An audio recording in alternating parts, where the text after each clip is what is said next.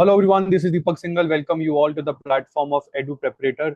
आइए दोस्तों, बात करते हैं वीकली करंट अफेयर्स की फोर्थ वीडियो के बारे में, जहाँ पे हम लोग 22 से 30 सितंबर की रिमेनिंग न्यूज को कवर करेंगे। बहुत इंपॉर्टेंट करंट आप लोगों के लिए लेकर आ रहा हूँ इस वीडियो में। And if you are watching my video for the first time, तो एक एडवाइस है आपको और रिक्वेस्ट भी है। If you can please press the subscribe button to the bottom right corner of your screen. इसका कोई चार्ज नहीं लगता यार, बस हमको थोड़ी खुशी होती है कि हाँ, वीडियो सही डेस्टिनेशन तक जा रही है। You guys are watching it and liking it. And if you really like the content, please don't go without liking the video and sharing it with all of your friends and means those friends who are preparing like you guys for the CUT and CLAT examination. तो आइए बेटा शुरू करते हैं without wasting your time. सबसे पहली जो news आप देख रहे हैं वो प्रधानमंत्री विश्वकर्मा स्कीम के बारे में है। पहली बात तो हम लोग एक विश्वकर्मा डे भी बनाते हैं ना, अगर आपको याद आ रहा हो। और थोड़ा अगर विश्वकर्मा भगवान को आप देख लेना तो उनके हाथों में औजार पकड़े होते हैं, राइट। तो आर्टिसंस के लिए इस दिन को मनाया जाता है। अब आर्टिसंस कौन होते हैं? जनरली आर्टिसंस वो लोग होते हैं जो बहुत तरह तरह की चीजें बनाते हैं बाय यूजिंग देयर हैंड और ट्रेडिशनल मेथड्स। जैसे कोई भी फर्नीचर हो गया, कोई भी क्लोथिंग हो गई, कोई भी food item, decorative art, sculpture हो गया, यहाँ तक कि आपके हाउस होल्ड आइटम। तो ये सारी चीजें, वेराइटी ऑफ आइटम्स ये लोग बनाते हैं with the help of their hand and traditional method. तो प्रधानमंत्री मोदी जी ने यहाँ पर प्रधानमंत्री विश्वकर्मा स्कीम का पहला जो एनिवर्सरी है वो सेलिब्रेट किया 20 सितंबर 2024 को। इसका मतलब ये स्कीम पिछले साल लॉन्च की गई थी। बिल्कुल बेटा, ये स्कीम 17 सितंबर 2023 को लॉन्च की गई थी। क्यों लॉन्च की गई थी इसको बहुत अच्छे से देख लो, ताकि ये ट्रेडिशनल आर्टिसन स्किल्स को और ज्यादा एनहांस कर सके। आर्टिसन के जो ट्रेडिशनल स्किल्स हैं उनको और ज्यादा एनहांस कर सके, क्योंकि वो ट्रेडिशनल टूल्स का इस्तेमाल कर रहे हैं। अगर उनको मॉडर्न टूल्स दे दी जाए, अगर उनको टेक्निक सिखा दी जाए, अगर उनको थोड़ा बहुत पैसा दे दिया जाए, तो हो सकता है कि वो ना तो केवल अपने बिजनेस को एक्सपेंड कर सके, बट वो और भी बेहतर चीजें कम समय में बना सकते हैं, है ना। तो अल्टीमेट गोल क्या है इस स्कीम का? इन सभी आर्टिसंस को सम्मान देना, रिस्पेक्ट देना, इनको कैपेबिलिटी देना, सामर्थ्य और समृद्धि मतलब प्रॉस्पेरिटी देना to all our Vishwakarmas brother and sisters. तो विश्वकर्मास कौन है? आर्टिसंस, मतलब जो हाथों से कमाल कर देते हैं। इसके बाद आगे चलते हैं। भाई अभी प्राइम मिनिस्टर मोदी हाल फिलहाल में गए थे ना यूएस, तो वहां पर इन्होंने क्वाड लीडर समिट अटेंड करा था। क्वाड का मतलब बेटा क्वाड्रिलेटरल ग्रुप। क्वाड का मतलब है क्वाड्रिलेटरल ग्रुप। आपको क्वाड में ये चार मेंबर दिख रहे हैं। इसमें ये ऑस्ट्रेलियन प्राइम मिनिस्टर हैं, ये इंडियन प्राइम मिनिस्टर हैं, ये प्रेसिडेंट ऑफ अमेरिका है, और ये जापानीज प्राइम मिनिस्टर है फूमियो किशिदा। तो ये सारे लोग आप लोगों को यहाँ पर दिख रहे होंगे। एक्चुअली में क्वाड में आते ही चार देश हैं। कौन कौन से चार देश आते हैं? ऑस्ट्रेलिया यहाँ पर आता है, इंडिया, ठीक है जी, USA, and apart from that we have Japan. इन चार देशों ने क्वाड बनाया क्यों है? क्वाड एक्चुअली में इंडो पैसिफिक रीजन, मतलब इंडियन ओशन और पैसिफिक ओशन के आसपास जितने देश हैं वहां पर चाइना बहुत दादागिरी दिखाता है ना जी। तो इंडो पैसिफिक रीजन में चाइना की दादागिरी को कंट्रोल करना। सबमिट कहां पर हुई थी? सबमिट हुई थी विलमिंगटन, विलमिंगटन के डेलावेयर एरिया में। Wilmington is a place of America, और उसमें एक छोटा सा और टाउन मान लीजिए, टाउन का नाम है डेलावेयर। तो डेलावेयर फ्रॉम 21 सितंबर टिल 23 सितंबर ये मीटिंग चली, क्वाड समिट चली। और बहुत सारे यहाँ पर जो इम्पोर्टेंट चीजें हैं, जैसे कि किस तरीके से इंडो पैसिफिक रीजन का डेवलपमेंट करना है, सस्टेनेबल डेवलपमेंट गोल्स को ध्यान में रखते हुए उसका डेवलपमेंट करना है, तो ये कैसे हो सकता है, चाइना की प्रेजेंस को कैसे काउंटर करना है। तो बहुत सारे टॉपिक्स इस समिट में रहे। आगे चलते हैं बेटा। थर्ड इंपॉर्टेंट न्यूज यहाँ पर सुभद्रा, प्राइम मिनिस्टर नरेंद्र मोदी जी ने यहाँ पर सुभद्रा स्कीम को लॉन्च किया। आप इनको देख भी पा रहे होंगे। सुभद्रा स्कीम इनको लॉन्च किया गया है उड़ीसा में। तो ये स्टेट स्पॉन्सर्ड स्कीम है बेटा। लॉन्च प्राइम मिनिस्टर मोदी ने करी है यहाँ पर। तो मैं अब दोबारा बोल रहा हूँ, स्टेट स्पॉन्सर्ड स्कीम है। उड़ीसा की कैपिटल भुवनेश्वर में इसको लॉन्च किया गया है। बहुत बहुत सिंपल सी स्कीम है। आजकल विमेन सेंट्रिक स्कीम्स आपको हर जगह देखने को मिल रही है। जैसे लाडली बहना स्कीम आपको दिख रही होगी इसमें मध्य प्रदेश में। वैसी ही कोई स्कीम हरियाणा में भी चल रही है। कुछ लाडो, लाडो स्कीम के आसपास कोई स्कीम चल रही है वहां पे, जहाँ पे 2100 रुपीज हर लड़की को दी जा रहे हैं एज अ फाइनेंशियल असिस्टेंस। तो बेटा यहाँ पर भी ना सुभद्रा स्कीम भी उड़ीसा गवर्नमेंट की लॉन्च की जाने वाली स्कीम है, और एक बहुत ही विमेन सेंट्रिक स्कीम है, जिसमें तकरीबन माना जा रहा है कि उड़ीसा की 1 करोड़ वुमेन को यहाँ पर कवर कर लिया जाएगा। क्या होगा वहां पर? भाई इन सभी लड़कियों को 50,000 रुपए ईच दिए जाएंगे आने वाले 5 सालों तक। मतलब आने वाले 5 सालों में इनको 50,000 रुपए दिए जाएंगे। ऐसा नहीं है कि 50 50 50 50 50, ये तो 2.5 लाख हो जाएंगे। 50 5 सालों में दिए जाएंगे, मतलब 10-10 हजार शायद। तो तो ये बेनिफिशियरीज जो है इनको ये 10,000 रुपए एनुअली मिलेंगे, वो भी 2 इंस्टॉलमेंट्स। मतलब 6 महीने में 5,000, फिर 6 महीने में 5,000। और कौन सी महिलाओं को मिलेंगे? तो वो लड़कियां जो 21 से 60 के बीच। उड़ीसा के बारे में आपको बता दूं, काफी सालों के बाद उड़ीसा में बीजेपी गवर्नमेंट बनी है।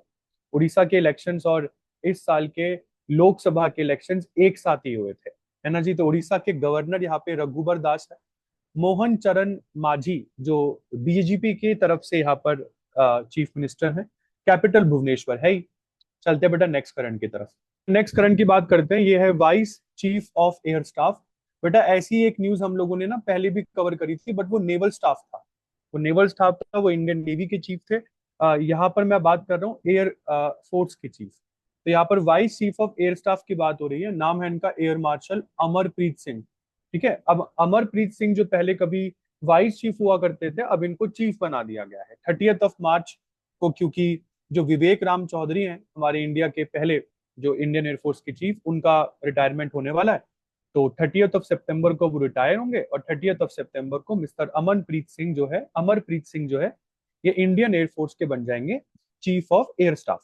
यहाँ पर ना इंडियन एयरफोर्स के चीफ को क्या बोला जाता है, यहाँ पर याद रखिएगा, चीफ ऑफ एयर स्टाफ कहा जाता है। ठीक है, तो जनरली इनके नाम के आगे एयर मार्शल जुड़ता है। तो एयर मार्शल जो है वो जनरली यहाँ पर जो है मार्शल, एयर मार्शल जो है वो जनरली यहाँ पर जो चीफ होते हैं उनके नाम के आगे जुड़ता है। Means the chief of air staff के नाम के आगे जुड़ता है। तो ये सब चीजें बेटा आपको याद होनी चाहिए, क्योंकि ये रैंकिंग, जैसे अगर हम बात करते हैं ना उसकी इंडियन नेवी में हाईएस्ट रैंकिंग, तो एडमिरल बहुत इंपॉर्टेंट रैंकिंग है। वहां पे एडमिरल वर्ड यूज होता है चीफ के लिए। अगर मैं इंडियन नेवी की बात करता हूँ तो यहाँ पर आप यूज करते हैं एयर मार्शल। तो चीफ एयर मार्शल है ये इंडिया के। बात है नाम है इनका अमरप्रीत सिंह। तो अगर इनके बारे में आपको बताऊं तो इंडियन एयरफोर्स में सर को कमीशन किया गया था 1984 में। 40 साल का इनको सर्विस का एक्सपीरियंस है। 5,000 से ज्यादा, 5,000 आवर्स से ज्यादा इनको फ्लाइंग एक्सपीरियंस है। तो गजब है। इसके बाद आगे बात करते हैं बेटा श्रीराम फाइनेंस। श्रीराम फाइनेंस ने अपॉइंट कर दिया है इंडिया के ex head coach Rahul Dravid ji को एज द ब्रांड एम्बेसडर। तो ब्रांड एम्बेसडर हमको पता है, अब तो खैर राहुल द्रविड़ जो है ये अब इंडियन टीम के हेड कोच नहीं है, रिटायर हो गए। अब गौतम गंभीर है। तो जो राहुल द्रविड़ है ये श्रीराम फाइनेंस ने अनाउंस किया कि सर ये जो हेड कोच रह चुके हैं इंडियन क्रिकेट टीम के, ये अब से हमारे ब्रांड एम्बेसडर है। राहुल द्रविड़ के बारे में हम लोगों ने पिछले वीक भी एक न्यूज कवर करी थी, जब मैंने आपको बताया था कि इनको राजस्थान रॉयल्स का भी हेड कोच बना दिया गया है। तो बेटा श्रीराम फाइनेंस एक फाइनेंस कंपनी है। तो 1979 में इस कंपनी को बनाया गया था। वाई एस चक्रवर्ती इस कंपनी के मैनेजिंग डायरेक्टर और चीफ एग्जीक्यूटिव ऑफिसर है। इसके बाद आगे बात करते हैं, आपके सामने है ध्रुवी पटेल। ध्रुवी पटेल यार बहुत इंपॉर्टेंट है। ये एक्चुअली में Miss India world wide pageant, जिसको पेजेंट जनरली एक फैशन कंपटीशन को हम लोग बोलते हैं। ठीक है, तो एक ये ब्यूटी पेजेंट प्रोग्राम है। पेजेंट का मतलब हो गया एक फैशन प्रोग्राम। इसको आप जनरली एक ब्यूटी पेजेंट बोलते हैं। तो मिस इंडिया वर्ल्ड वाइड एक बहुत ही प्रेस्टिजियस ब्यूटी पेजेंट है, जिसमें इंडियन और इंडियन डायस्पोरा, दुनिया में जहां कहीं भी इंडियंस हैं, वो सब एज अ कंटेस्टेंट इस पेजेंट में आते हैं। ठीक है, इसको ऑर्गेनाइज करा जाता है इंडिया फेस्टिवल कमेटी के द्वारा। इंडिया फेस्टिवल कमेटी जिसको बनाया है धर्मात्मा सरन ने, धर्मात्मा सरन, और इसका हेडक्वार्टर भी बेटा अमेरिका के न्यूयॉर्क में। तो यहाँ पर जो आपके सामने है मैडम, ये Dhruvi Patel, computer information system मतलब CIS की स्टूडेंट है, ये अमेरिका में पढ़ रही हैं। And she has been very recently crowned as the winner of Miss India world wide 2024 pageant. तो ये Miss India world wide pageant 2024 की विजेता हैं ध्रुवी पटेल। आपको बता दूं ये मिस इंडिया वर्ल्ड वाइड एक लॉन्गेस्ट रनिंग इंडियन पेजेंट है आउटसाइड इंडिया। तो यहाँ पर पेजेंट का मतलब beauty contest, sorry beauty program हो गया एक तरीके से। तो लॉन्गेस्ट रनिंग, सबसे सबसे लंबा चलने वाला एक ब्यूटी कॉन्टेस्ट है जो इंडिया के बाहर ऑर्गेनाइज किया जाता है। बहुत इंपॉर्टेंट है इंडियंस एंड इंडियन डायस्पोरा के लिए। नेक्स्ट इंपॉर्टेंट, आप जिन इमेज में आपको जो सर दिख रहे हैं ये मैग्नस कार्लसन है, मैग्नस कार्लसन। तो मैग्नस कार्लसन एंड जूडिथ पॉल्गर, इन दोनों को ऑनर दिया गया 500 अवार्ड्स सेरेमनी के दौरान। यहाँ पर फाइड एक्चुअली बहुत इंपॉर्टेंट है क्योंकि ये फेडरेशन ऑफ इंटरनेशनल चेस, मतलब कुछ, या इंटरनेशनल चेस फेडरेशन, आप जनरली यहाँ पर फाइड के नाम से इसको पुकारते हैं। तो 500 अवार्ड सेरेमनी हो रही थी हंगरी में, ठीक है जी। ये यूरोपियन कंट्री है हंगरी, वहां पर 500 अवार्ड सेरेमनी हो रही थी, और इस अवार्ड सेरेमनी में मैग्नस कार्लसन जो कि नॉर्वे के हैं, और मिस्टर जुडिथ पॉल्गर जो हंगरी के हैं, सॉरी, मैडम जुडिथ पॉल्गर जो हंगरी की, इन दोनों को रिकॉग्नाइज किया गया as the best male and the female players respectively. यहाँ पे जुडिथ पॉल्गर फीमेल है और मैग्नस कार्लसन मेल है। तो ये इवेंट एक्चुअली में 500 अवार्ड क्यों हुआ? Because this event celebrates the 100 years of, like the sanitary, sorry, the centenary, centenary का मतलब हो गया कि इंटरनेशनल चेस जो फेडरेशन है इसको पूरा हुआ हुआ यहाँ पर जो है ये 100 साल हो चुके हैं। तो बहुत इंपॉर्टेंट ये अवार्ड था, इसलिए आपने इसको सेलिब्रेट किया। वैसे अगर हम फाइट को देखें तो ये इंटरनेशनल चेस फेडरेशन, आप इसको इंग्लिश में बोल देते हैं, बट ये फ्रेंच एक्रोनिम है। तो फ्रेंच वर्ड है जिसका मतलब है फेडरेशन इंटरनेशनले देश, अपना क्या कहते हैं, एशेक्स, फेडरेशन इंटरनेशनले देश एशेक, जिसका मतलब है इंटरनेशनल चेस फेडरेशन। तो ये इसलिए फाइड है। आप मुझे बार बार बोल रहे होंगे ना सर इंटरनेशनल चेस फेडरेशन किस तरीके से फाइड हो जाता है, ये फाइड एक्चुअली में एक्रोनिम है फ्रेंच वर्ड का, इसलिए फाइड है। तो ये अवार्ड बेटा 18 कैटेगरी में दिए गए, हालांकि मैं कैटेगरी लेकर नहीं आया क्योंकि मुझे लगा वो इंपॉर्टेंट नहीं है। इसके बाद मैं आगे चलता हूँ बेटा। यहाँ पर पहली बार एक पाकिस्तानी विमेन है, Pakistani women, first Pakistani women in the history, इनको नॉमिनेट किया गया है ICC international panel of development umpires में। ICC international panel of development umpires में पहली बार किसी पाकिस्तानी विमेन एम्पायर को यहाँ पे नॉमिनेट किया गया है। ठीक है, तो ये खबर दी किसको, मतलब सॉरी, ये खबर दी किसने आपको? ऑफ कोर्स पाकिस्तान बहुत खुश था इस खबर के बाद, तो पाकिस्तान क्रिकेट बोर्ड ने ये खबर आप लोगों को दी। नाम है इनका सलीमा, सलीमा इम्तियाज। भाई इन्होंने अपना करियर पाकिस्तान क्रिकेट बोर्ड के साथ 2008 में शुरू किया था, तो काफी लंबा करियर है मैम का।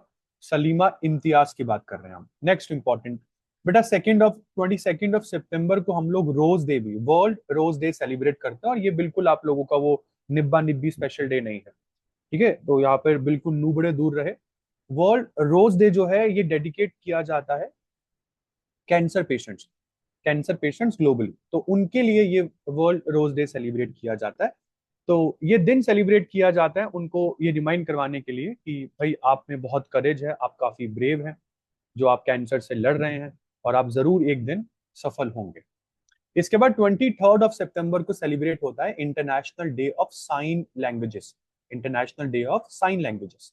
और इस दिन की थीम इस बार रही sign up for the sign language rights. Yes, sign up for the sign language rights. Human rights आप लोगों को पता है, ठीक है, बट कभी किसी ने साइन लैंग्वेज राइट्स के बारे में सोचा? मतलब मैं जब ये पढ़ रहा था ना तो मुझे लगा कि यार काफी यूनिक आइडिया है एक्चुअली में ये। जो लोग साइन लैंग्वेजेस में बात करते हैं उनका कम्युनिकेशन तो पूरी तरीके से नॉन वर्बल हो गया ना, क्योंकि वो जेस्चर्स में बात करते हैं, तो यार उनके भी तो कुछ ना कुछ राइट्स होते होंगे ना। तो why don't we talk about the rights of the deaf individuals? तो ये दिन जो है ना ये सेलिब्रेट करता है और अवेयर करवाता है आप लोगों को to deal with the rights of deaf individuals, कि भाई वो भी ह्यूमंस हैं, उनके भी राइट्स की कुछ ना कुछ बात कीजिए। आगे बात करते हैं बेटा, इनका नाम है अनुरा कुमार दिसे, सॉरी, दिशा नायके, अनुरा कुमारा दिशा नायके, जो कि लीडर है मार्क्सिस्ट जनता विमुक्ति पेरामुना, मार्क्सिस्ट जनता विमुक्ति पेरामुरा, सॉरी पेरामुना, जिसको आप यहाँ पर जनरली और नेशनल पीपल्स पावर, तो ये लीडर हैं मार्क्सिस्ट जनता विमुक्ति पेरामुना और नेशनल पीपल्स पावर के। और अभी हाल फिलहाल में ना इन्होंने इलेक्शन जीत लिया है।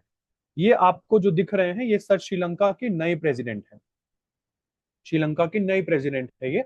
नाम इनका प्लीज एक बार याद कर लीजिएगा, अनुरा कुमारा दिसानायके। तो इनको विनर डिक्लेयर किया गया था after the second round of counting by election commission of Sri Lanka.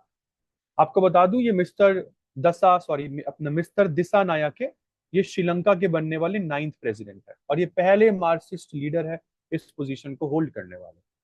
Sri Lanka की कैपिटल श्री जयवर्धने पुराकोटे कोलंबो, ये मतलब श्रीलंका की कैपिटल है। यहाँ पर करेंसी श्रीलंकन रुपी चलती है। और पिछले साल श्रीलंका काफी ज्यादा डिस्ट्रेस में था, इकोनॉमिक डिस्ट्रेस में था। तो ये कुछ चीजें हैं जो आपको पता होनी चाहिए। और बेटा ये मुझे लगता है आप लोगों को सही में एक बार पढ़ना चाहिए, ये काफी इंपॉर्टेंट न्यूज है।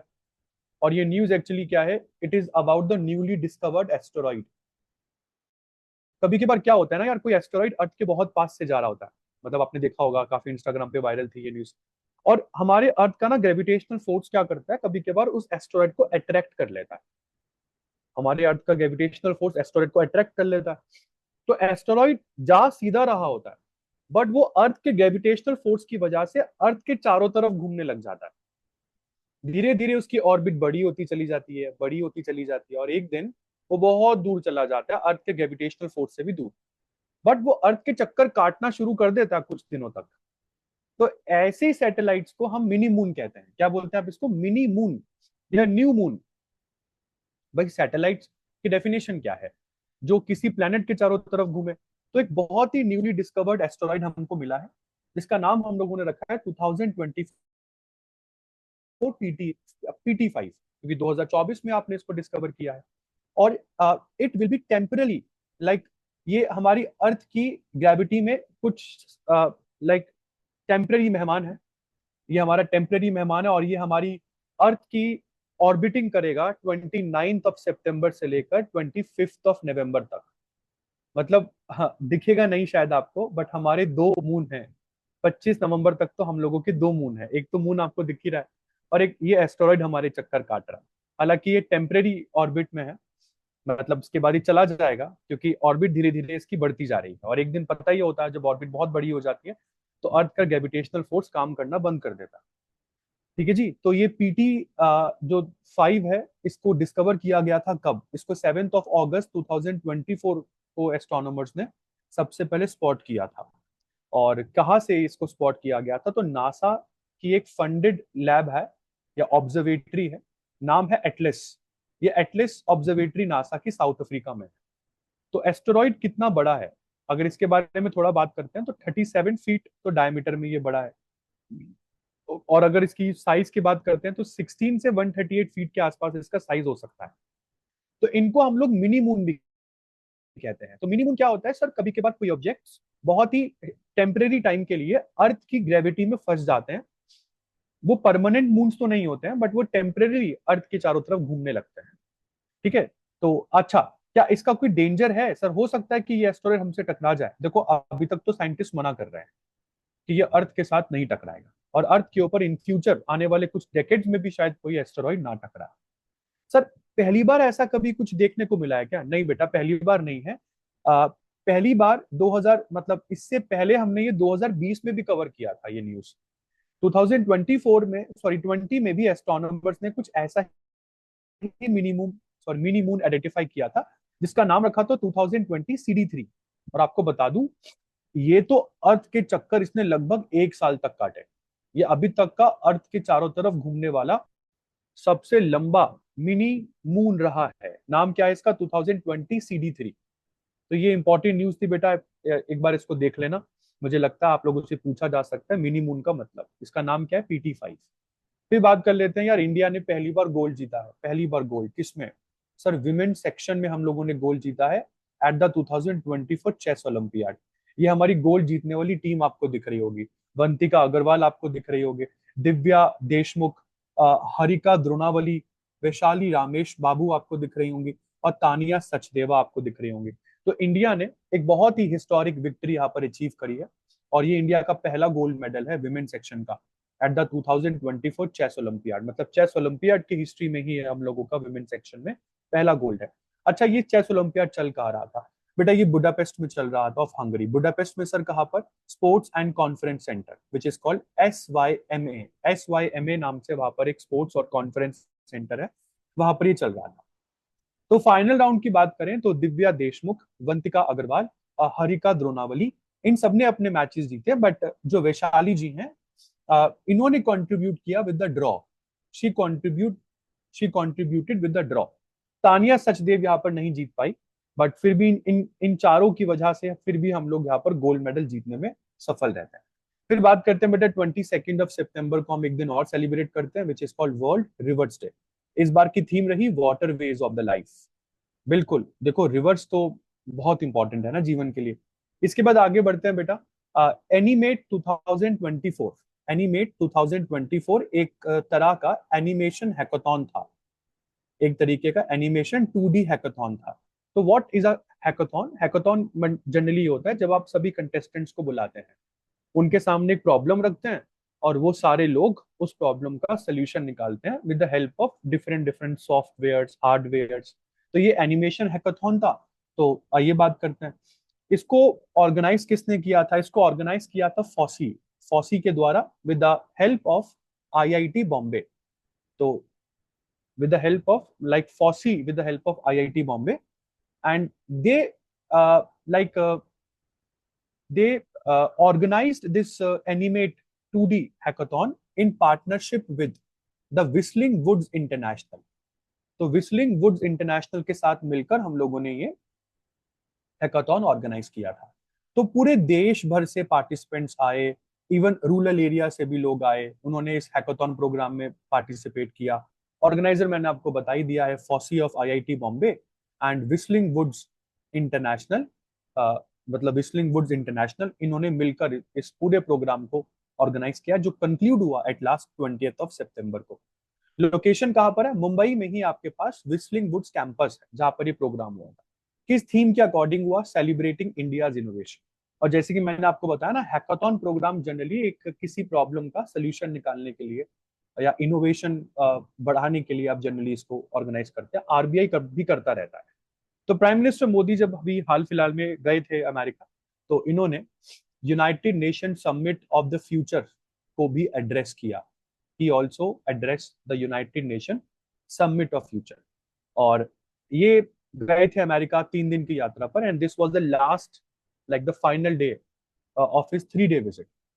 और ये जो दिन है ये एक्चुअली में it comes after the United Nation General Assembly approved a 42 page plan to address global issues like climate change, AI, war, inequality and poverty.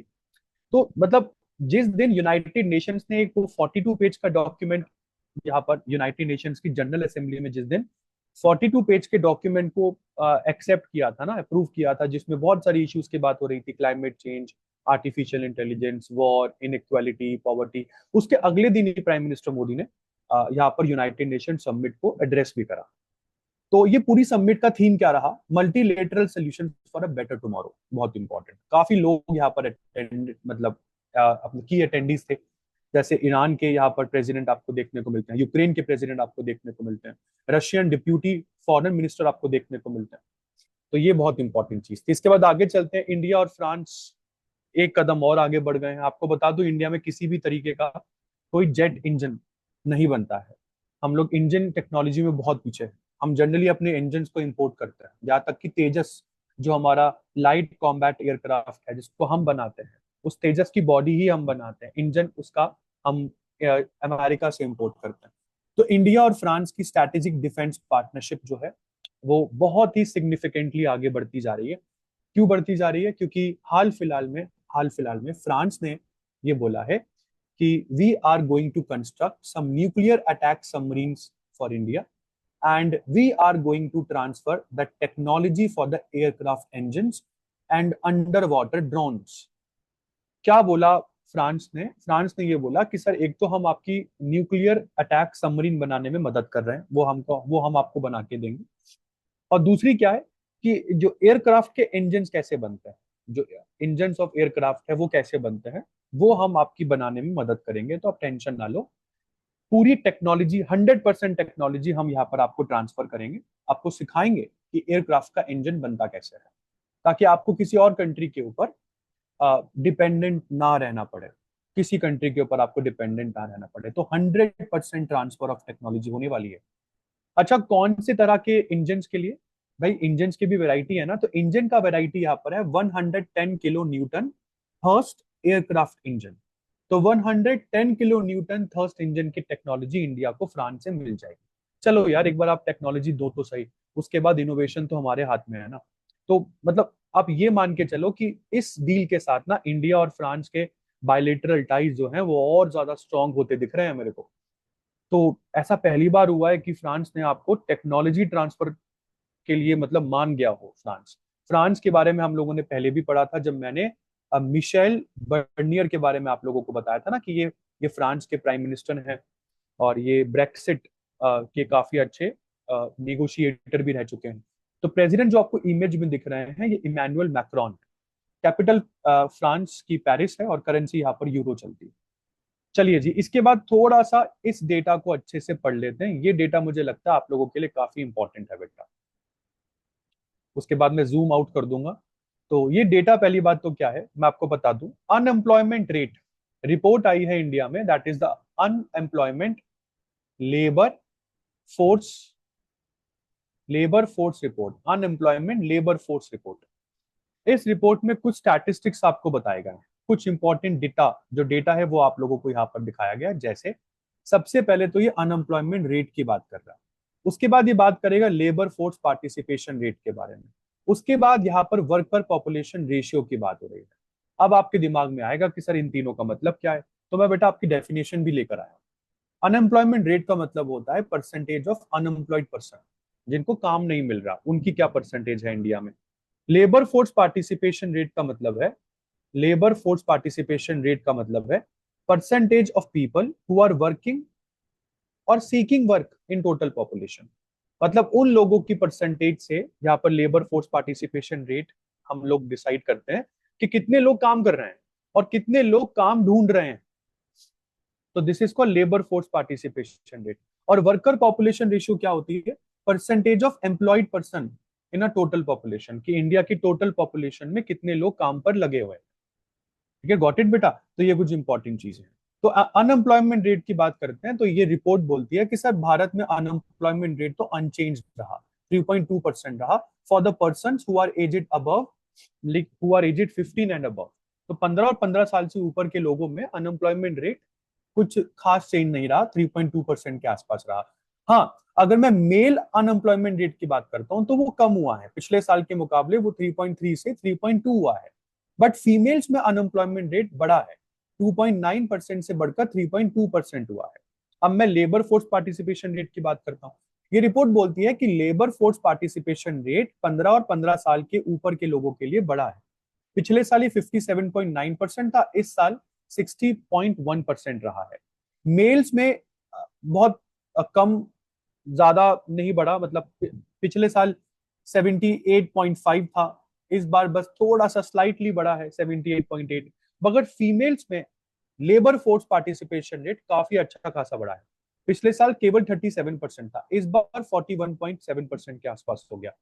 Working population ratio के बारे में बात करें तो ये बोल रहा है कि ओवरऑल वर्किंग पॉपुलेशन जो है वो 56% से बढ़कर 58.2% हुई है। और अगर मैं मेल्स में बात करता हूं तो 76.3% ऑफ द मेल्स ये वर्किंग पॉपुलेशन में आते हैं। और फीमेल्स की बात करते हैं तो पहले वो कभी 35.9% फीमेल्स ही वर्किंग पॉपुलेशन में आया करती थी, आज इस बार इस साल 40.3% के आसपास आपको देखने को मिल रहा है। अच्छा, सबसे पहले ये सर, ये लेबर फोर्स सर्वे, पीरियोडिक सर्वे, ये कब सबसे पहले आया था? 2017 में इसको सबसे पहले लाया गया। तो रेगुलर अपडेट्स के लिए ये सर्वे बहुत इंपॉर्टेंट है, आप मतलब समझ रहे हो ना। इसमें इसमें तीन बहुत इंपॉर्टेंट चीजें आप लोगों ने मेरे साथ पढ़ ली, मैं एक बार दोबारा आपको बता दूं। पहला तो पढ़ा आपने अनएम्प्लॉयमेंट रेट, कि कितने लोग ऐसे हैं जो जो काम नहीं कर रहे हैं, जो मतलब अनएम्प्लॉयड है। लेबर फोर्स पार्टिसिपेशन रेट का मतलब होता है कितने लोग हैं जो काम कर रहे हैं और या काम ढूंढ रहे हैं। परसेंटेज ऑफ पीपल वर्किंग, कितने लोग काम कर रहे हैं या काम ढूंढ रहे हैं। और वर्किंग पॉपुलेशन रेशियो का मतलब है कि टोटल पॉपुलेशन में से कितने लोग काम पर लगे हो। तो ये तीनों डेटा आपने यहाँ पर देखे। इसके बाद बेटा ये आईएसआई के बारे में है। जैसे इंडिया में रॉ है ना, रिसर्च एंड एनालिसिस विंग, हमारी इंटेलिजेंस एजेंसी। उसी तरीके से पाकिस्तान में आईएसआई है, इंटर सर्विसेज इंटेलिजेंस। तो इंटर सर्विसेज इंटेलिजेंस के नए डायरेक्टर जनरल बने हैं मिस्टर मोहम्मद असीम मलिक। मोहम्मद असीम मलिक जो कि लेफ्टिनेंट जनरल पद पर हैं। तो लेफ्टिनेंट जनरल मोहम्मद असीम मलिक बन चुके हैं पाकिस्तान के आईएसआई के यहाँ पर चीफ। मतलब आईएसआई पाकिस्तान की स्पाई एजेंसी है। तो 30 सितंबर को इन्होंने ऑफिस रिज्यूम किया। इनसे पहले कौन थे? इनसे पहले डायरेक्टर जनरल थे लेफ्टिनेंट जनरल नदीम अंजुम। तो आईएसआई का हेडक्वार्टर इस्लामाबाद में है। 1 जनवरी 1948 को आईएसआई बनाया गया था। ठीक है, आईएसआई सबसे बड़ा और सबसे अच्छा है अगर हम पाकिस्तान की इंटेलिजेंस कम्युनिटी की बात करें। शायद आप लोगों ने ये मूवी देखी होगी लापता लेडीज, यहाँ पर ट्रेन में बीवी एक्सचेंज हो जाती हैं, थोड़ा बहुत मतलब गजब है। तो फिल्म मेकर इस मूवी के हैं किरण राव। तो किरण राव की बहुत ही वो कॉमेडी और ड्रामा मूवी है लापता लेडीज। और आपको शायद जानकर बड़ी खुशी होगी कि लापता लेडीज को चूज किया गया है as the India's official entry in the best foreign film category for the Oscars 2025। Laapataa ladies इस मूवी को नॉमिनेट किया गया है इंडिया की तरफ से बेस्ट फॉरेन फिल्म कैटेगरी में, बेस्ट फॉरेन फिल्म कैटेगरी में, जिसको ऑस्कर मिलना चाहिए अगले साल। तो भाई गजब चीज है। बहुत सारी मूवीज और भी आई थी ना इस साल, अगर आपको याद हो। एक तो अमिताभ बच्चन की कल की मूवी आई थी, एनिमल मूवी भी अच्छी थी, मतलब ठीक मूवी थी, बुरी बुरी तो नहीं थी। तो ऐसी सारी मूवीज को पीछे छोड़ती हुई लापता लेडीज को इंडिया की ऑफिशियल एंट्री डिक्लेयर कर दिया गया है इन द ऑस्कर्स। तो लापता लेडीज के डायरेक्टर अपना किरण राव है। बेस्ट फॉरेन फिल्म कैटेगरी में हमने इसको नॉमिनेट किया है। नॉमिनेट किसने किया है? फिल्म फेडरेशन ऑफ इंडिया ने इसको नॉमिनेट किया है। ठीक है, ऑस्कर होने कब है? मार्च 2025 में ऑस्कर्स होने हैं। आगे चलते हैं बेटा। 25 सितंबर को हम लोग सेलिब्रेट करते हैं world pharmacist day. World pharmacist day. तो फार्मासिस्ट डे का इस बार का थीम रहा pharmacist meeting global health needs. Theme बेटा मैं हर किसी के तो नहीं लाता हूँ, केवल कुछ इंपॉर्टेंट दिन होते हैं जिसकी थीम आपको भी याद होनी मतलब करनी होती है। आगे चल। इसके बाद जो मैडम आपको दिख रही हैं ये लॉ मेकर हैं, हरिनी अमारा सूर्या। हरिनी अमारा सूर्या जो मैडम आपको दिख रही हैं ये बनी है श्रीलंका की पहली विमेन प्राइम मिनिस्टर। भाई अभी श्रीलंका के वो दिसा दिसा नायके मैंने आपको बताया था कि वो अभी प्रेसिडेंट बने हैं। तो हरिनी हरिनी अमारा सूर्या जो कि 54 ईयर ओल्ड लॉ मेकर है और यूनिवर्सिटी प्रोफेसर भी हैं, इनको बना दिया गया है श्रीलंका की 16th प्राइम मिनिस्टर। अच्छा, श्रीलंका में प्राइम मिनिस्टर इंपॉर्टेंट होते हैं या प्रेसिडेंट? बिल्कुल आप सही सोच रहे हैं, श्रीलंका में प्रेसिडेंशियल सिस्टम चलता है। तो श्रीलंका में प्रेसिडेंट बहुत इंपॉर्टेंट होते हैं, पावरफुल होते हैं। तो अमारा सूर्या उसी पार्टी की है जिस पार्टी से श्रीलंका के प्रेसिडेंट जीते हैं, मतलब मार्क्सिस्ट प्रेसिडेंट जीते हैं, दिसा नायाके, है ना, if I am not wrong. तो अमारा सूर्या जो है ये लीडर है नेशनल पीपल्स पावर पार्टी की। तो एनपीपी पार्टी की ये लीडर है और ये श्रीलंका की बहुत सालों के बाद पहली बार श्रीलंका की हमें prime minister, female prime minister देखने को मिली है सिंस 1994। ऐसा नहीं है पहली है, 1994 से पहले श्री मावो बंदरा नायके ये कभी इस ऑफिस पर बैठा करती थी। और बेटा ये जो पीएम है ना श्री मावो बंदरा नायके, आपको बता दूं बेटा ये कंटेम्प्रेरी हैं इंदिरा गांधी जी की। तो वैसे अगर हम बात करें तो ये पहली नहीं है, ये इतने सालों के बाद पहली है। ये कहा जा रहा है 1994 के बाद ये पहली फीमेल प्राइम मिनिस्टर है। वैसे अगर देखा जाए तो ये तीसरी फीमेल प्राइम मिनिस्टर है श्रीलंका की हिस्ट्री में। ठीक है, इनसे पहले पीएम के पद पर कौन थे? तो दिनेश गुनावर्धने। दिनेश गुनावर्धने ये जो थे ये श्रीलंका की पीएम की पोस्ट पर थे। इसके बाद आगे बढ़ते हैं। प्रेसिडेंट द्रौपदी मुर्मू आपको दिख रही होंगी, इन्होंने इनॉग्रेट किया 16th ASOSAI assembly in New Delhi. अब ये एसोसाई का मतलब क्या है? ASOSAI stands for assembly of Asian organisation of supreme audit institutions. यार एक ना एसोसाई नाम से ऑर्गेनाइजेशन है। इस ऑर्गेनाइजेशन में होता क्या है? इसमें हर कंट्री का जो ऑडिटिंग बॉडी है ना, हर कंट्री की ऑडिटिंग बॉडी वो इसकी मेंबर होती है। अब आपके दिमाग में सिंपल सा क्वेश्चन आएगा, सर ये ऑडिटिंग क्या होता है, ये तो समझा दो। बेटा ऑडिटिंग का मतलब होता है जो आपके फादर आपकी मदर जब आप सामान लेकर घर पहुंचते हो वो आपसे करते हैं, उसको ऑडिटिंग कहते हैं। मतलब आपको मैंने 500 रुपये दिए कुछ सामान लाने के लिए, और आप सामान लेकर आए, उसके बाद मैं आपसे पूछूंगा ना कि कितने पैसे आपने कहाँ पर खर्च करे, इसको ऑडिटिंग कहते हैं। This is what you term as auditing. तो पूरे वर्ल्ड की, मतलब पूरे एशिया की एक सुप्रीम ऑडिटिंग बॉडी है।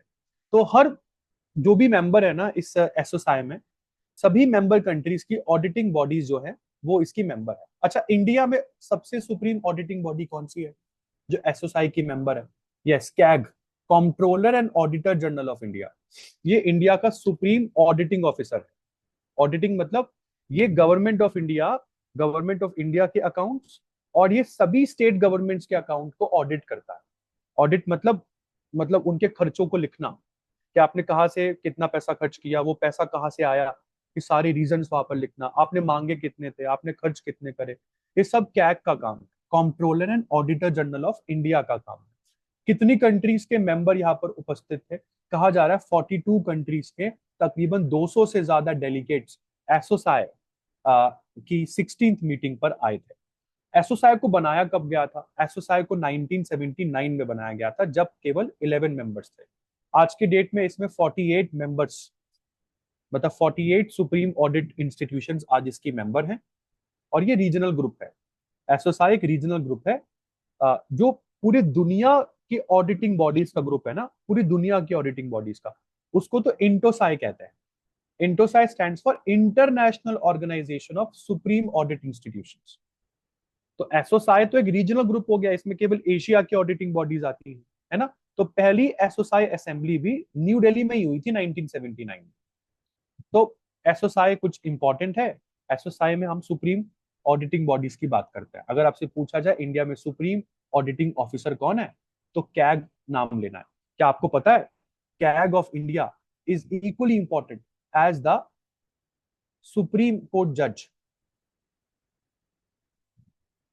मतलब जैसे सुप्रीम कोर्ट जज को हटाना मुश्किल होता है, वैसे ही एक बार अगर आपने किसी को कैग बना दिया तो उसको भी हटाना सुप्रीम कोर्ट को जज को हटाने जितना मुश्किल है। तो पर्क्स प्रिविलेजेस आप देख लो, सुप्रीम कोर्ट के जज के लेवल की यहाँ पर सिक्योरिटी है इनके पास। तो एक बार आपने कैग बना दिया ना किसी को, तो हटाना आसान नहीं होता। चलिए फिर एनसीआरबी आपने सुना होगा ना, एनसीआरबी क्या करता है? NCRB stands for national crime record bureau. ये भारत में होने वाले सभी क्राइम्स का ना एक रिकॉर्ड मेंटेन करता है, खास करके वो क्राइम्स जो आईपीसी सीआरपीसी के अंडर हुए हैं। आईपीसी हालांकि अब ये बीएनएस हो गया है, आईपीसी का नया नाम 1 जुलाई को चेंज होकर बीएनएस हो गया है। आईपीसी ब्रिटिशर्स ने बनाया था ना, इंडियन पीनल कोड। तो बीएनएस मतलब भारतीय न्याय संहिता हो गया। और स्पेशल और लोकल लॉज में बहुत सारे लॉज आ जाते हैं। तो बहुत सारे क्रिमिनल्स हैं जो इन सब लॉज को तोड़ते रहते हैं। तो जिन क्रिमिनल्स ने इन सब लॉज को तोड़ा, जो क्राइम करा, कौन से क्राइम में कितने लोगों ने कितने क्राइम करे, उसका डेटा क्या रहा, वो सारा डेटा ना एनसीआरबी मेंटेन करता है। तो एनसीआरबी के नए डायरेक्टर बने हैं मिस्टर आलोक रंजन, जो कि 1991 बैच के आईपीएस ऑफिसर है। आपको दिख रहे होंगे, ये आलोक रंजन ही है। उसी तरीके से अमित अमित गर्ग अमित गर्ग कहा गए, यहाँ पे लिखा होगा, ये मिस्टर गर्ग जो है, अमित गर्ग जो आईपीएस ऑफिसर है अगेन 1993 बैच के, इनको अपॉइंट करा गया है as the director of Sardar Vallabh भाई पटेल नेशनल पुलिस एकेडमी। तो ये सरदार वल्लभ भाई पटेल नेशनल पुलिस एकेडमी के ये डायरेक्टर हैं। और भी बहुत सारी अपॉइंटमेंट्स यहाँ पर हुई। आगे चलते हैं बेटा। बेटा ये इंडिया के मैप में जो ग्रीन कलर से मैंने रीजन शेड कर रखे हैं ना, ये वो रीजन है जहाँ पे लैंडस्लाइड होने का अनुमान ज्यादा है, मतलब लैंडस्लाइड होने की सस्पेक्टिबिलिटी बहुत ज्यादा है। तो 2023 में ना एक लैंडस्लाइड एटलस बनाई गई थी इंडिया की। और ये लैंडस्लाइड एटलस बनाई किसने थी? इसरो ने बनाई थी। सर इसरो के किस डिपार्टमेंट ने? नेशनल रिमोट सेंसिंग सेंटर ने बनाई थी, जिसका हेडक्वार्टर वायनाड में है। सॉरी, जिसका हेडक्वार्टर वायनाड में नहीं है। नेशनल रिमोट सेंसिंग सेंटर ने ये लैंडस्लाइड एटलस बनाई थी।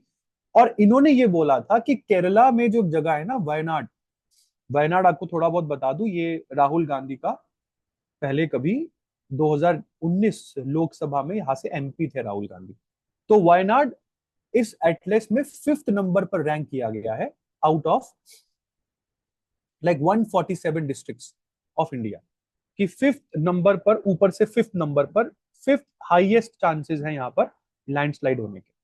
ठीक है, तो ये खासकर कि वायनाड का लैंडस्लाइड रिस्क काफी हाईलाइट हो गया जब जुलाई 2024 को वायनाड में ही डिजास्टर हो गया। अगर आपको याद आ रहा हो, इस साल वायनाड में पूरा गांव खसक गया था ना, लैंडस्लाइड हो गया था। तो उसके बाद दोबारा ये सारी डिटेल्स सामने आती है कि क्या इसके बारे में आपको पहले से पता था। हाँ सर, पता तो था। लैंडस्लाइड एटलस इसरो के NRSC सेंटर ने बना चुके हैं। और इतना ही नहीं, इन्होंने ये भी बोला है केवल वायनाड नहीं, केरला के और भी बहुत सारे areas are highly prone to landslides, like Thrissur, which is like the third most prone to landslides across India. Palakkad, which is the fifth most, susceptible for the landslide. Mallapuram, seventh most susceptible. Kozhikode, 10th most susceptible. और India में सबसे ज्यादा susceptible अगर कोई है तो वो उत्तराखंड का रुद्रप्रयाग है। यहाँ पर ना रुद्रप्रयाग मैंने रेड पेन से उसको मार्क कर रखा है। सबसे ज्यादा लैंडस्लाइड होने के चांसेस अगर कहीं पर है पूरे इंडिया में तो उत्तराखंड का रुद्रप्रयाग। चलिए जी, इसके बाद आगे देखते हैं। ये मैडम जो आपको मेडल के साथ दिख रही हैं, ये उड़ीसा की हैं। नाम है इनका प्रतस्या रे। प्रतस्या रे ने स्विमिंग में जीत लिया है 32nd एकलव्य पुरस्कार। इनको 32nd एकलव्य पुरस्कार मिला है स्विमिंग की वजह से। आपको थोड़ा बहुत एकलव्य पुरस्कार के बारे में बता दूं बेटा, इस अवार्ड को Indian metal public charitable trust impact के नाम से इस बॉडी को जाना जाता है। इन्होंने स्टार्ट किया था 1993 में। ये अवार्ड केवल उड़ीसा के यंग स्पोर्ट्स पर्सन को दिया जाता है उनकी अचीवमेंट्स के लिए, जो उन्होंने पिछले 2 साल में अचीव किया, उसके बेसिस पर उनको ये अवार्ड मिलता है। तो ये अवार्ड केवल स्विमर्स को नहीं मिलता, it it can be given to any young sports person of Orissa, but मिलेगा बस उड़ीसा के स्पोर्ट्स पर्सन को। तो ये 32nd अवार्ड था जो मिला है प्रतस्या रे को फॉर स्विमिंग। इसके बाद आगे बात करते हैं। 25 सितंबर को सेलिब्रेट होता है अंत्योदय दिवस। अंत्योदय दिवस का थीम इस बार का रहा एम्पावरिंग द लास्ट पर्सन। अच्छा, अंत्योदय दिवस मनाते क्यों है? ये भाई साहब कौन है जो आपको दिख रहे हैं? सर, ये पंडित दीनदयाल उपाध्याय हैं। तो पंडित दीनदयाल उपाध्याय की बर्थ एनिवर्सरी को सेलिब्रेट किया जाता है अंत्योदय दिवस। इनका जन्म 1916 में मथुरा में हुआ था। This is Pandit Deendayal Upadhyay. आगे चलते हैं। 26 सितंबर को वर्ल्ड कॉन्ट्रासेप्शन डे मनाया जाता है। ये डे ऑब्जर्व इसलिए किया जाता है ताकि आप लोगों को अवेयर किया जा सके कि what are the available contraceptive methods, मतलब अबॉर्शन कराने के लिए कॉन्ट्रासेप्टिव मेथड्स और कौन कौन से अवेलेबल हैं। तो इस बार के कॉन्ट्रासेप्शन डे की थीम रही a choice for all, freedom to plan, power to choose. तो ये इंपॉर्टेंट थीम है। इसके बाद आगे चलते हैं। 26 सितंबर को बेटा वर्ल्ड एनवायरमेंट हेल्थ डे भी सेलिब्रेट हुआ। ठीक है, इस बार का ये मैं आपको बता दूं, जो वर्ल्ड एनवायरमेंट हेल्थ डे है इसको सेलिब्रेट करता कौन है? इस दिन की शुरुआत किसने करी? नो, यूनाइटेड नेशंस ने नहीं करी। इस दिन की establishment international federation of environmental health ने करी। International federation of environmental health ने करी। 2011 से ये दिन हम लोग सेलिब्रेट करते आ रहे हैं। फिर बेटा ये दिल्ली डेलावेयर एक्सप्रेस आपको दिख रही है, ये दिल्ली डेलावेयर एक्सप्रेस। डेलावेयर आपको समझ में आ गया होगा, ये टाउन है अमेरिका का। अभी प्राइम मिनिस्टर मोदी वही गए थे। तो जब ये डेलावेयर गए ना यूएस प्रेसिडेंट जो बाइडेन से मिलने, तो उन्होंने, प्राइम मिनिस्टर मोदी ने अमेरिकन प्रेसिडेंट जो बाइडेन को तो ये जो इंडिया की कल्चरल हेरिटेज को पोर्ट्रे करती हुई ये सिल्वर की बनी हुई, मतलब 92% प्योर सिल्वर से बनी हुई ये एक्सप्रेस उनको गिफ्ट करी। ये भी आपको बता दूं।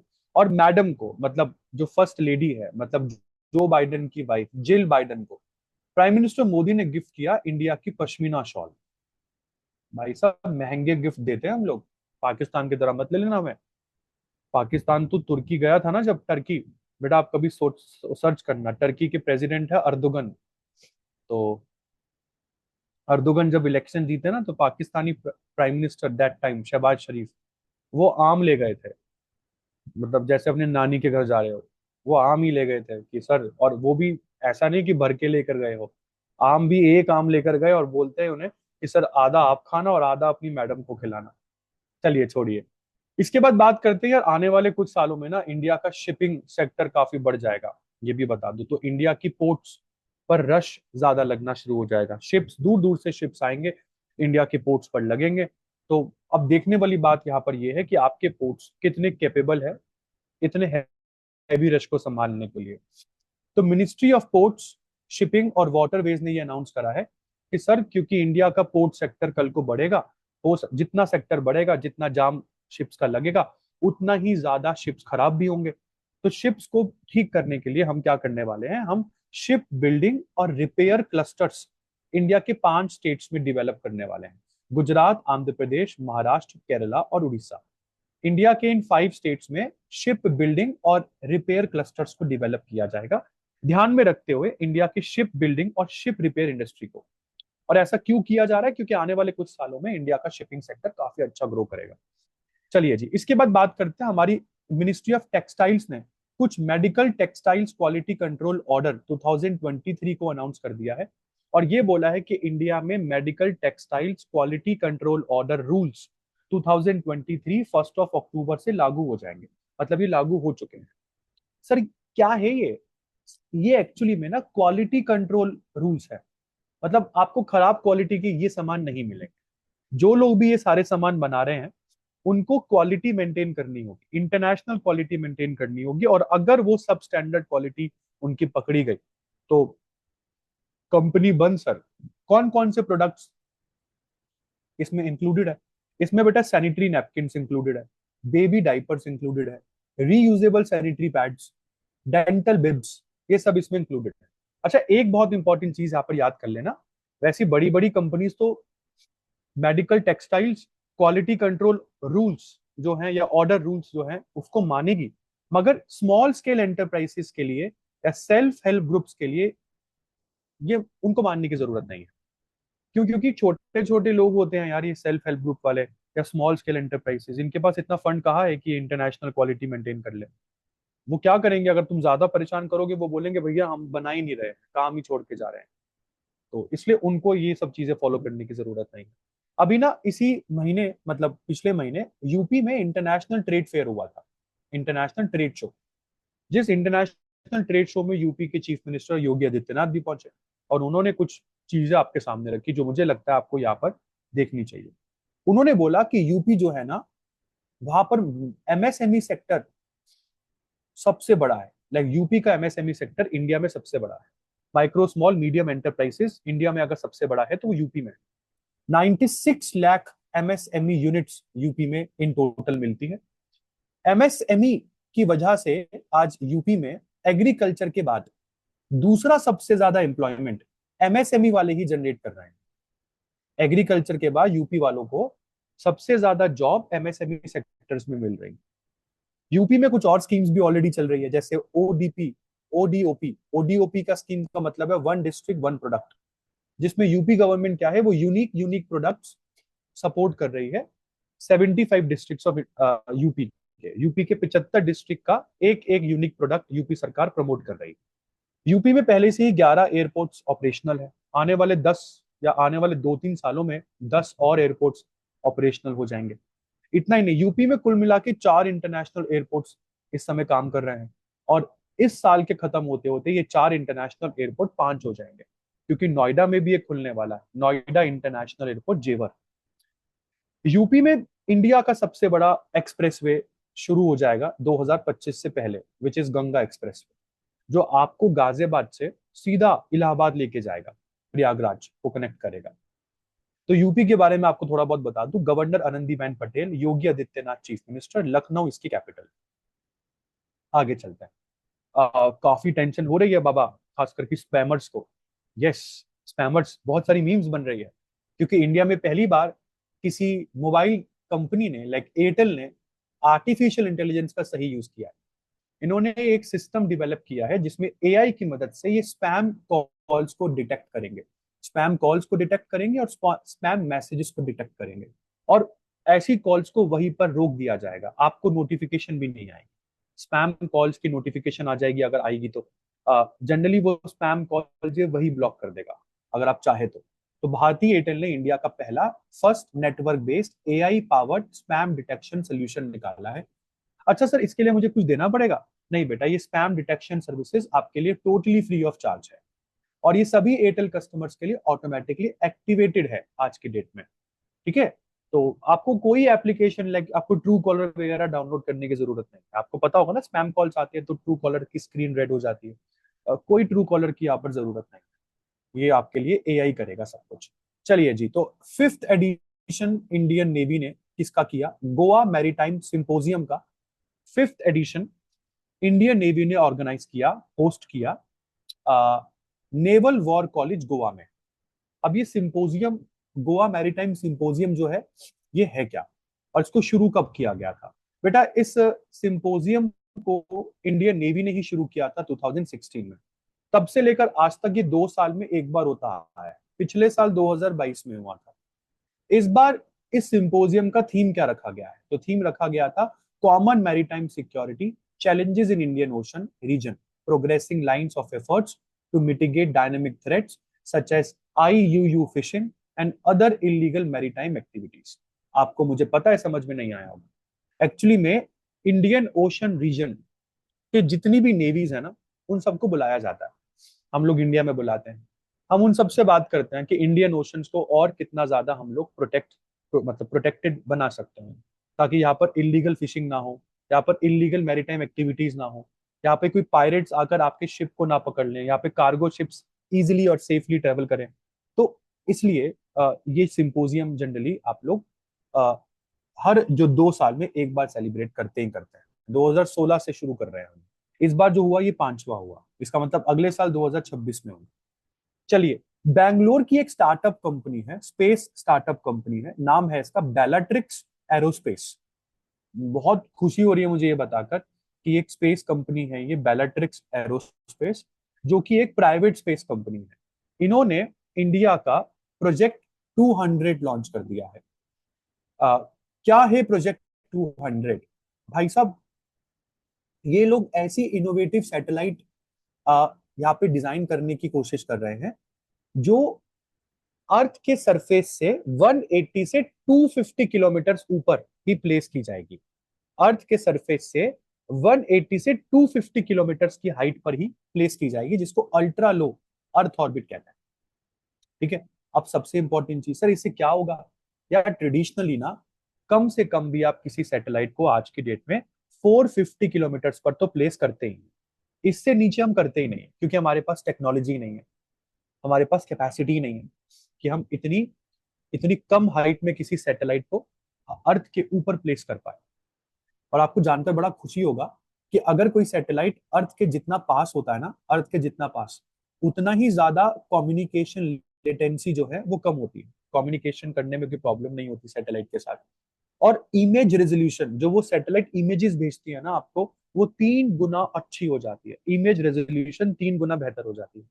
और कॉस्ट, सबसे इंपॉर्टेंट चीज, सैटेलाइट की कॉस्ट ऐसा नहीं है बढ़ जाती है, सैटेलाइट की कॉस्ट ट्रेडिशनल सैटेलाइट्स के मुकाबले उल्टा और कम पड़ती है। बढ़ती नहीं है, और कम सस्ती ही पड़ती है सैटेलाइट आपको। तो बेलाट्रिक्स एरोस्पेस 2015 में बनी हुई कंपनी है। बैंगलोर कर्नाटका में इसका हेडक्वार्टर्स है। रोहम एम गनापति और यशस करानम इसके फाउंडर्स हैं।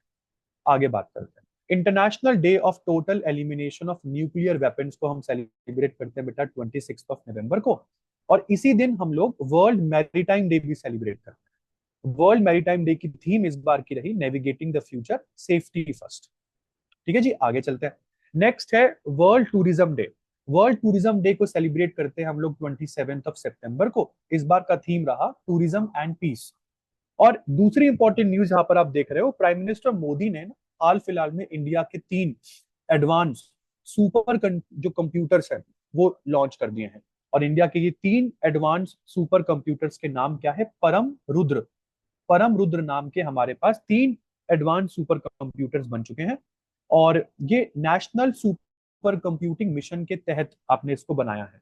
अच्छा, ये सुपर कंप्यूटर्स अभी फिलहाल रखे कहाँ पर गए हैं? इनको पुणे, एक पुणे में है, एक दिल्ली में है और एक कोलकाता में है। तो ये 3 परम रुद्र सुपर कंप्यूटर जो है, ये 3 जगह पर हम लोगों ने रख दिए हैं, परम, दिल्ली और कोलकाता। सॉरी, पुणे, दिल्ली और कोलकाता। सर कितना खर्चा आया है तीनों सुपर कंप्यूटर्स को बनाने में? 130 करोड़ का खर्चा आया है लगभग, तीनों सुपर कंप्यूटर्स को डेवलप करने में 130 करोड़ का खर्चा। और ये सुपर कंप्यूटर्स काफी मदद करेंगे आपके रिसर्च को बहुत सारी फील्ड्स में, जैसे कि health care, space exploration, material science, atomic physics, cosmology, इन सब चीजों में आपको काफी मदद मिलेगी। अच्छा, ये रुद्र नाम भगवान शिव के नाम पर रखा गया है, तो ये इमेज है सेकंड वाले करंट की। आगे चलते हैं बेटा।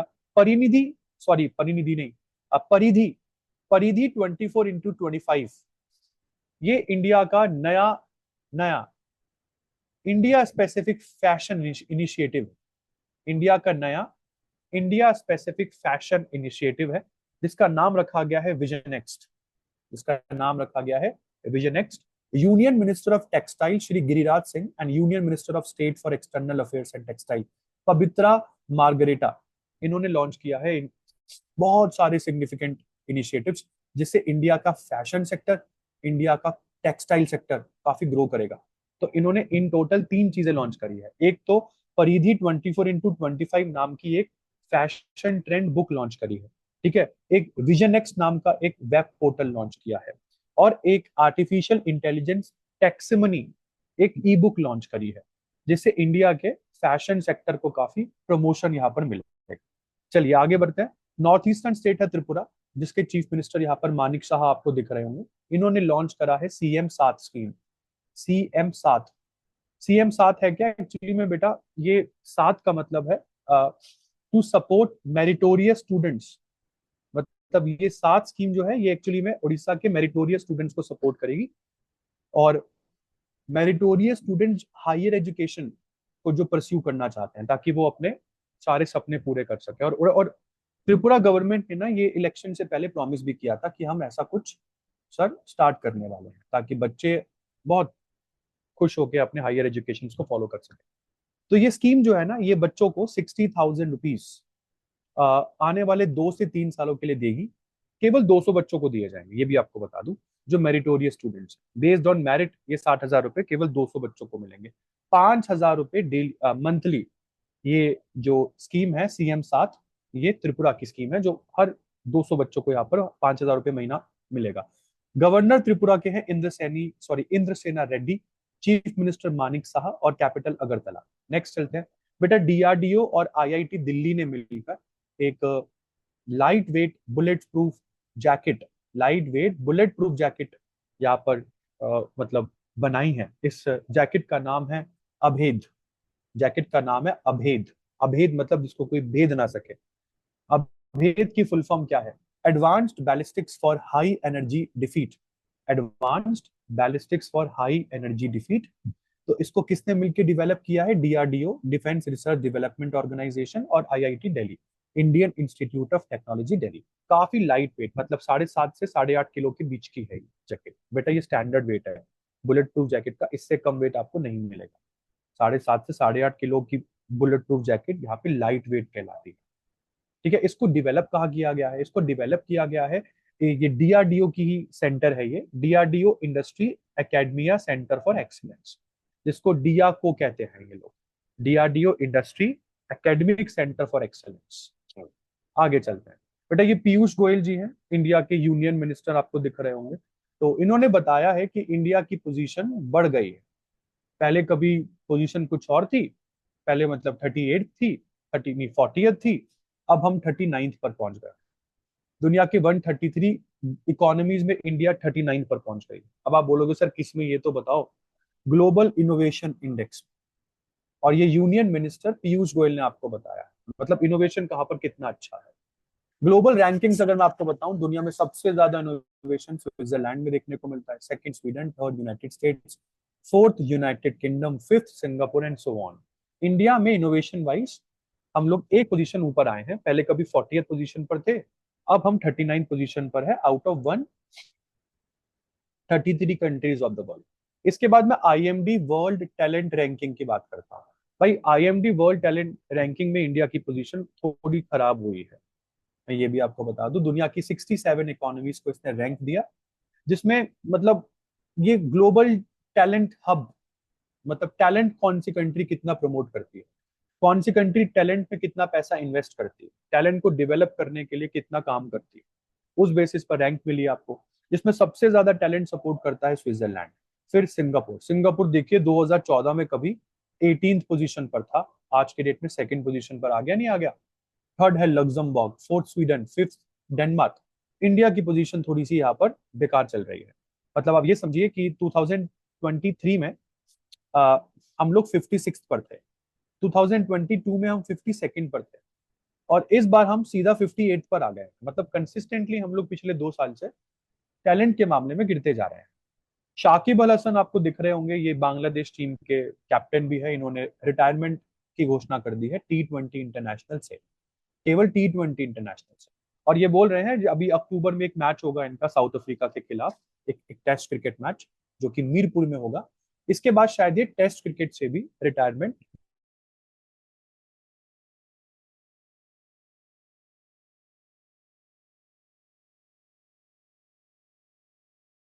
रेबीज डे की थीम रही ब्रेकिंग रेबीज बाउंड्रीज। इस दिन को WHO भी रिकॉग्नाइज करता है, ऐसा नहीं है कि यही बनाते हैं।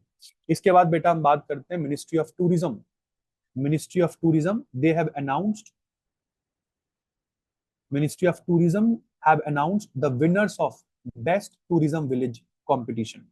ये बेटा कुछ विनर्स हैं आपके पास, इसको आप एक बार देख लीजिए। ये बेस्ट, मतलब ये विनर है बेस्ट विलेजेस कंपटीशन के, like best tourism village competition के विनर है ये 2024 के। इसमें मैंने कैटेगरी आपके सामने रखी है, जैसे कि एडवेंचर कैटेगरी में इंडिया की बेस्ट विलेज है दूधमारास। दूधमारास छत्तीसगढ़ की विलेज है। सेकंड बेस्ट है आरू, ये जम्मू कश्मीर की है।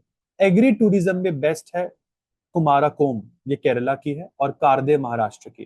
कम्युनिटी बेस्ड टूरिज्म में है Chitrakoot Chhattisgarh, Minicoy island of Lakshadweep. Craft tourism में आपके पास है सुअलकुची असम और Pranpur of Madhya Pradesh. Heritage tourism में है आपके पास यहाँ पर हफेश्वर हफेश्वर गुजरात और आंध्रो मणिपुर। रिस्पॉन्सिबल टूरिज्म उस तरीके से आप देखोगे, स्पिरिचुअल एंड वेलनेस टूरिज्म आप उस तरीके से देखोगे। तो ये सारी चीजें एक बार देख लेना, मेरे हिसाब से ये हो सकता है आप लोग उसे ये कैटेगरी के हिसाब से विलेजेस के नाम पूछ ले। चलिए अब आगे बढ़ते हैं। अभी हाल फिलहाल में आप देख रहे होंगे यहाँ पर नितिन गडकरी जी दिख रहे होंगे, इन्होंने इनॉग्रेट किया है इंडिया का पहला oxygen bird park. Oxygen bird park जिसको अमृत महोत्सव पार्क भी कहा जा रहा है। इस पार्क का मतलब मोटिव क्या है, इस पार्क को इनॉग्रेट किया गया है ताकि बर्ड पॉपुलेशन को ये पार्क अट्रैक्ट कर सके, ताकि बर्ड्स को यहाँ पर एक बहुत ही फ्लरिशिंग हैबिटेट मिल सके, ताकि बर्ड की स्पीशीज यहाँ पर खत्म ना हो, उल्टा बढ़े। इकोलॉजिकल बैलेंस को ये प्रमोट करना चाहते हैं। कहाँ पर मिलेगा सर ये पार्क? ये बेटा नागपुर महाराष्ट्र में देखने को मिलेगा, नेशनल हाईवे नंबर 44 पर ये पार्क बना हुआ है, ऑक्सीजन बर्ड पार्क। आगे चलते हैं। उत्तर प्रदेश गवर्नमेंट ने हाल फिलहाल में एक स्कीम इंट्रोड्यूस करी है जिसका नाम है कृषि सखी स्कीम। ये स्कीम बेटा एग्रीकल्चर में विमेन्स को एम्पावर करेगी। ठीक है, कैसे एम्पावर करेगी? ऑफ कोर्स उनको पैसा मिलेगा। तो ये स्कीम प्रमोट कर रही है सेल्फ रिलायंस और इंप्रूव कर रही है इकोनॉमिक स्टेटस उन लड़कियों का, उन औरतों का जो मॉडर्न एग्रीकल्चरल प्रैक्टिसेस में आज लगी हुई हैं। खास करके उन सब लड़कियों को यहाँ पर औरतों को फोकस किया जा रहा है जो 21 से 45 ईयर्स के बीच में है। ठीक है जी। और कौन इनको ट्रेन करेगा? इन सभी औरतों को ट्रेन कौन करेगा कि ये मॉडर्न एग्रीकल्चरल प्रैक्टिसेस को अडॉप्ट करे? National institute of agricultural extension management, जिसको मैनेज कहते हैं। तो ये सभी कृषि सखी को ट्रेन करने वाला है। आगे चल रहे हैं, ये शायद आप लोगों ने कहीं पर देखा होगा, ये M.K. स्टालिन है कि तमिलनाडु के चीफ मिनिस्टर है। अपने ही बेटे को इन्होंने डिप्यूटी चीफ मिनिस्टर बना दिया तमिलनाडु। इस दर्जे की हवाबाजी कर सको ना, तभी पॉलिटिक्स में जाना बेटा। तो उदयनिधि स्टालिन है इनका नाम। इन्होंने सनातन धर्म के बारे में भी काफी बकवास करी थी, मुझे याद आ रहा है। तो उदयनिधि स्टालिन जो 45 ईयर के बेटे हैं चीफ मिनिस्टर M.K. स्टालिन के, इनको हाल फिलहाल में डिप्यूटी चीफ मिनिस्टर बना दिया है तमिलनाडु का। उदयनिधि आपको बता दूं ये चेपॉक से एमएलए हैं, चेपॉक से एमएलए हैं। इससे पहले ये मिनिस्टर भी रह चुके हैं यूथ अफेयर्स और स्पोर्ट्स डेवलपमेंट के।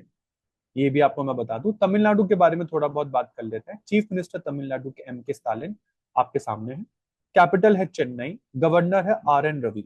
डांस भरतनाट्यम, कराकट्टम, ये कुछ डांस है तमिलनाडु के इंपॉर्टेंट। बेटा उसके बाद बात करते हैं आर रविंद्र की। आर रविंद्र को बना दिया गया है as India's next ambassador to Iceland. Iceland में इंडियन एम्बेसडर जो रहेंगे वो आर रविंद्र रहेंगे।